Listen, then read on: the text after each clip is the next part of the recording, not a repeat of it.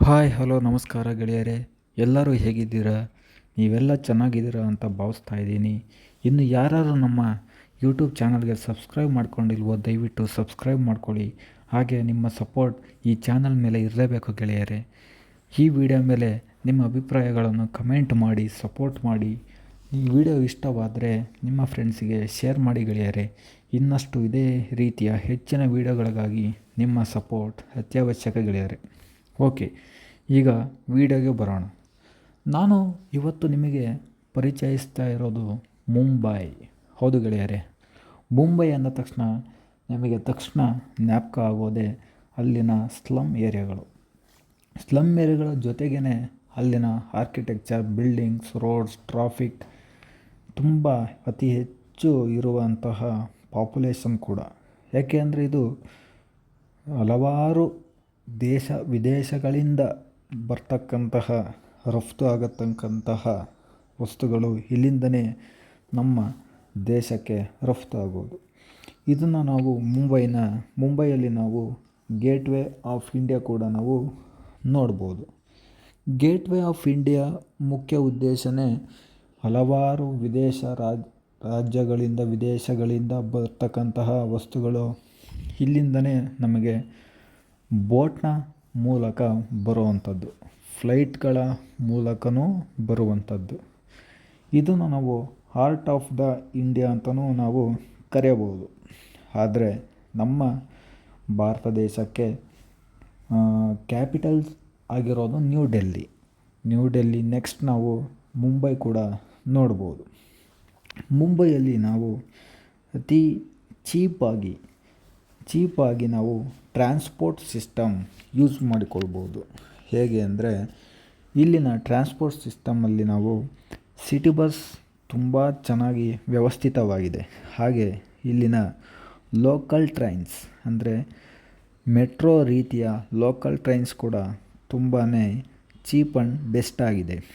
ಇಲ್ಲಿ ನಾವು ಒಂದು ಸ್ಥಳದಿಂದ ಇನ್ನೊಂದು ಸ್ಥಳಕ್ಕೆ ಎಷ್ಟೇ ದೂರ ಇರಲಿ, ಅದು 15 ಕಿಲೋಮೀಟರ್ ಇರಲಿ, 20 ಕಿಲೋಮೀಟರ್ ಇರಲಿ ಅಥವಾ 40 ಕಿಲೋಮೀಟರ್ ಇರಲಿ, 40 ಕಿಲೋಮೀಟರ್ ಸಂಚರಿಸಿದ್ರೂ ಕೂಡ ನಾವು ಕೇವಲ 5 ರೂಪಾಯಿಗೆ ನಾವು ಸಂಚಾರ ಮಾಡ್ಬೋದು. ಇಲ್ಲಿನ ರೋಡ್ ಸೈಡ್ ಫುಡ್ ಕೂಡ ಅಷ್ಟೇ, ನಮಗೆ 10 ರೂಪಾಯಿಗೆ ಒಂದು ಅರ್ಧ ಪ್ಲೇಟ್ ಅಕ್ಕಿ ರೊಟ್ಟಿ ಹಾಗೂ ಪಲ್ಯ ಸಿಗ್ತದೆ ಗೆಳೆಯರೆ. 10 ರೂಪಾಯಿಗೆ ಏನು ಸಿಗ್ತದೆ ಅಲ್ವಾ, ನೀವೇ ಹೇಳಿ. ಇಲ್ಲಿ ಬದುಕಲು ಸ್ವಲ್ಪ ಕಷ್ಟ. ಏಕೆಂದರೆ ಇಲ್ಲಿ ಪ್ರತಿದಿನವೂ ನಾವು ಕಷ್ಟಪಟ್ಟು ಬದುಕಲೇಬೇಕು. ಒಂದು ದಿನ ನಾವು ರಜೆ ಹಾಕಿ ಮಲಗಿದರೆ ಅಲ್ಲಿ ನಾವು ಸಂಸಾರ ಮಾಡಲು ಸಾಧ್ಯವೇ ಇಲ್ಲ. ಆದರೆ ಕಷ್ಟಪಡುವವರಿಗೆ ಇದು ಸ್ವರ್ಗ ಎಂದೇ ಹೇಳಬಹುದು. ನಾವು ಎಷ್ಟು ಕಷ್ಟಪಟ್ಟು ಕೆಲಸ ಮಾಡುತ್ತೇವೋ ಅಷ್ಟು ನಮಗೆ ದುಡ್ಡು ಸಿಗುತ್ತದೆ. ದುಡ್ಡನ್ನು ನಾವು ದುಡಿಯಬಹುದು. ಆದರೆ ಕೆಲವು ಜಾಗಗಳಲ್ಲಿ, ಅಂದರೆ ಮುಂಬೈ ಅಲ್ಲದೆ ಹೊರ ರಾಜ್ಯಗಳಲ್ಲಿ ನಾವೆಷ್ಟೇ ದುಡಿದರೂ ಹಣ ಗಳಿಸುವುದು ಬಹಳ ಕಷ್ಟ.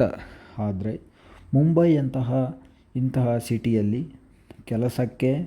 ಕೆಲಸಗಾರರಿಗೇನು ಕೊರತೆ ಇಲ್ಲ. ಆದರೂ ಕಾಂಪಿಟೇಷನ್ ಇರುವುದರಿಂದ ನಾವು ಹೇಗೆ ಅಚ್ಚುಕಟ್ಟಾಗಿ ಕೆಲಸ ಮಾಡುತ್ತೇವೋ ಅದರ ಮೇಲೆ ನಮಗೆ ಹಣ ಸಿಗುತ್ತದೆ. ಈ ಮುಂಬೈಯಲ್ಲಿ ಅನೇಕ ಬಿಲ್ಡಿಂಗ್ಸ್ಗಳು ಕಟ್ಟಲಾಗಿದೆ. ಇಲ್ಲಿನ IT ತುಂಬ ಚೆನ್ನಾಗಿ ಡೆವಲಪ್ ಆಗಿದೆ. ಇಲ್ಲಿ ಅನೇಕರು ಸೆಲೆಬ್ರಿಟಿಗಳು ವಾಸ ಕೂಡ ಮಾಡುತ್ತಿದ್ದಾರೆ.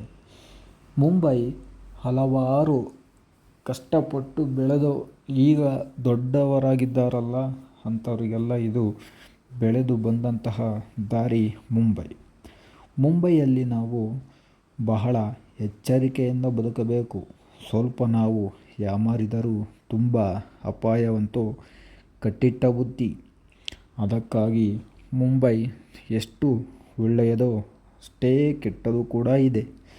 ಆದರೆ ನಮಗೆ ಯಾವುದು ಒಳ್ಳೆಯದು ಯಾವುದು ಕೆಟ್ಟದ್ದು ಇದೆಲ್ಲ ನಾವು ತಿಳಿದುಕೊಂಡು ಅಲ್ಲಿ ಬದುಕಿದರೆ ಮುಂಬೈ ಸ್ವರ್ಗವೆಂದೇ ಹೇಳಬಹುದು. ಮುಂಬೈಯಲ್ಲಿ ಬಹಳ ಜನ ಎಂತೆಂಥ ಕೆಲಸ ಮಾಡಿಕೊಂಡು ಬದುಕುತ್ತಿದ್ದಾರೆ ನೀವು ನೋಡಲೇಬೇಕು. ಒಬ್ಬ ಪೆನ್ನನ್ನು ಮಾರಿದರೂ ಅವನು 3 ಹೊತ್ತು ಊಟಕ್ಕೇನು ಕೊರತೆ ಇಲ್ಲ. ಒಬ್ಬ ಸೌತೆಕಾಯಿ, ಕಡಲೆಕಾಯಿ ಹೀಗೆ ಸಣ್ಣ ಸಣ್ಣ ಉದ್ಯಮಿಗಳನ್ನು ಅವರೇ ಹುಟ್ಟು ಹಾಕಿಕೊಂಡು ಬದುಕುತ್ತಿದ್ದಾರೆ.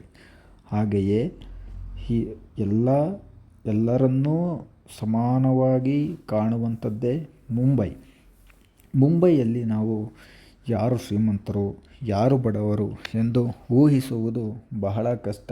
ಏಕೆಂದರೆ ಇವತ್ತು ಅವರು ಬಡವರಾಗಿದ್ದರೆ ನಾಳೆಯ ದಿವಸ ಸಡನ್ನಾಗಿ ದಿಢೀರಂತ ಶ್ರೀಮಂತರಾಗಿರುತ್ತಾರೆ. ಅದು ಹೇಗೆ ಎಂದರೆ ಅವರು ಕಷ್ಟಪಟ್ಟು ಹೇಗೇಗೋ ಬೆಳೆದು ಒಳ್ಳೆಯ ದಾರಿಯಿಂದ ಬೆಳೆದುಕೊಂಡು ಬಂದಿರುತ್ತಾರೆ. ಆಗ ಅವರಿಗೆ ಅದು ಕೈ ಹಿಡಿಯುತ್ತದೆ.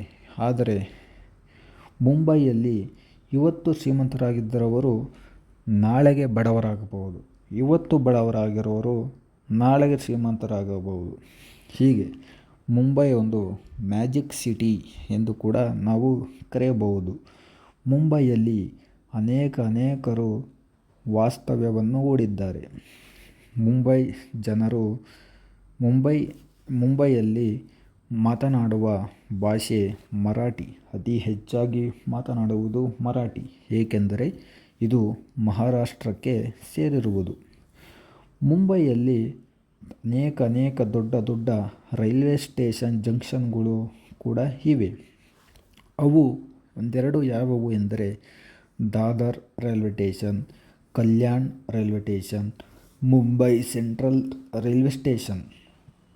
ಈ ಮುಂಬೈ ಸೆಂಟ್ರಲ್ ರೈಲ್ವೆ ಸ್ಟೇಷನ್ನಲ್ಲಿ ಅತಿ ಹೆಚ್ಚು ಪ್ಲ್ಯಾಟ್ಫಾರ್ಮ್ಗಳು ಕೂಡ ಇವೆ. ಆದರೆ ದಾದರಲ್ಲಿ 13 ಪ್ಲ್ಯಾಟ್ಫಾರ್ಮ್ಗಳಿವೆ ಗೆಳೆಯರಿ. ನೀವೇ ಊಹಿಸಬಹುದು 13 ಪ್ಲ್ಯಾಟ್ಫಾರ್ಮ್ ಎಂದರೆ 13 ರೈಲುಗಳು ನಿಲ್ಲುವಂತಹ ಜಾಗ.